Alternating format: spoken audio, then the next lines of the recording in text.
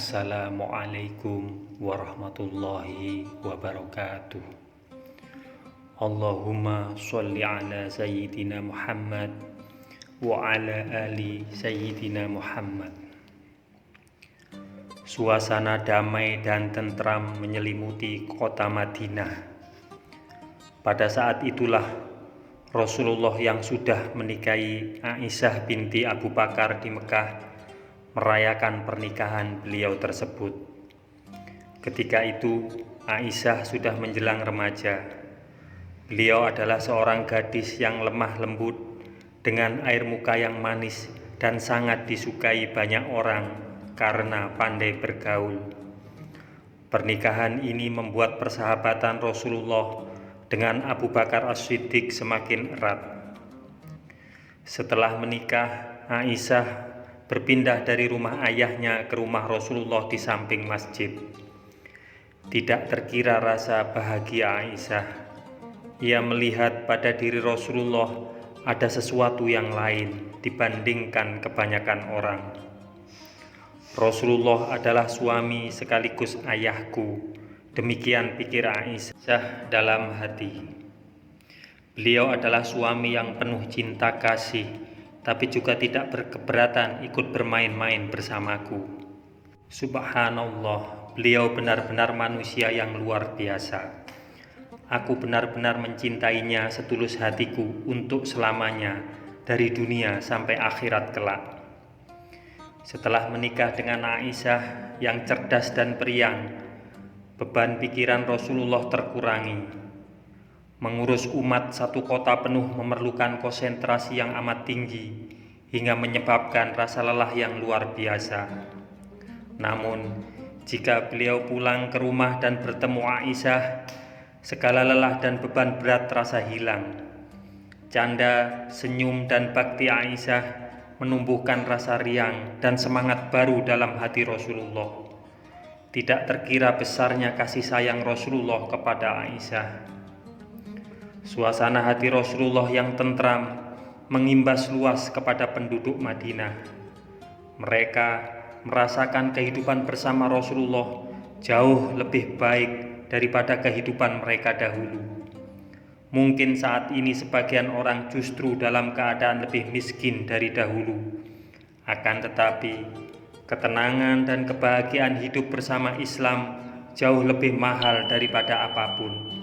Tidak akan terbeli oleh seberapa besar pun harta yang dapat dikumpulkan.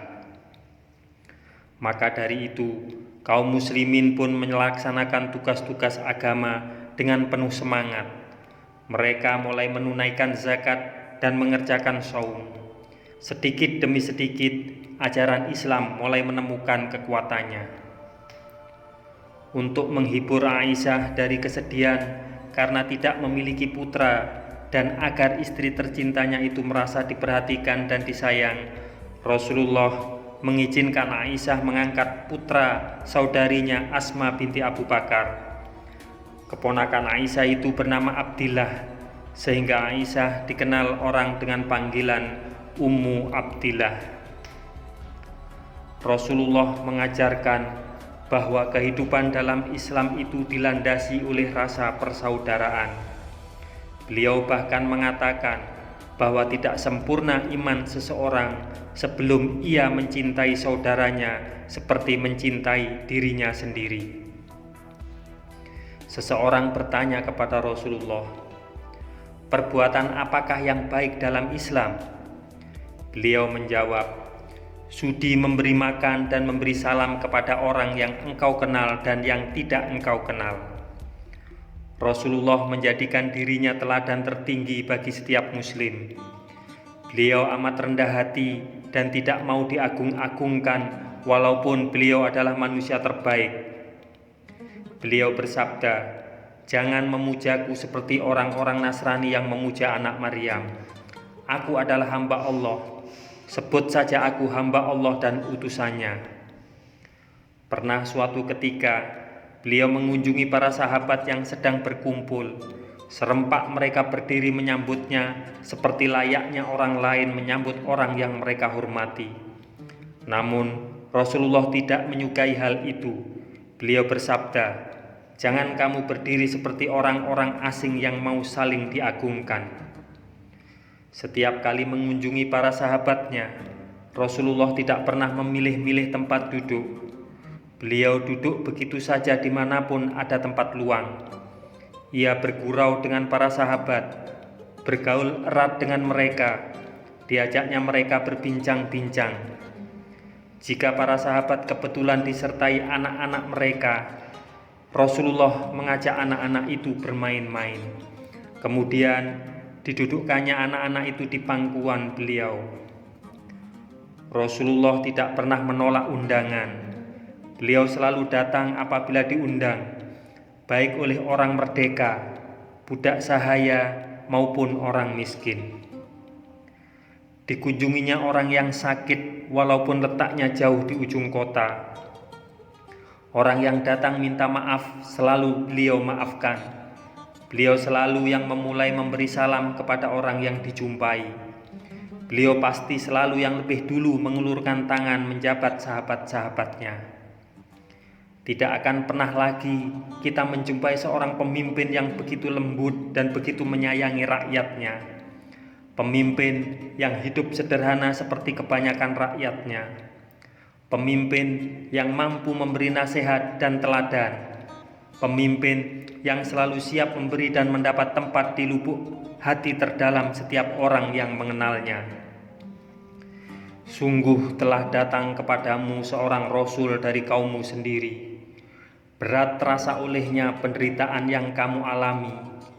Dia sangat menginginkan keimanan dan keislaman bagimu, penyantun dan penyayang terhadap orang-orang yang beriman.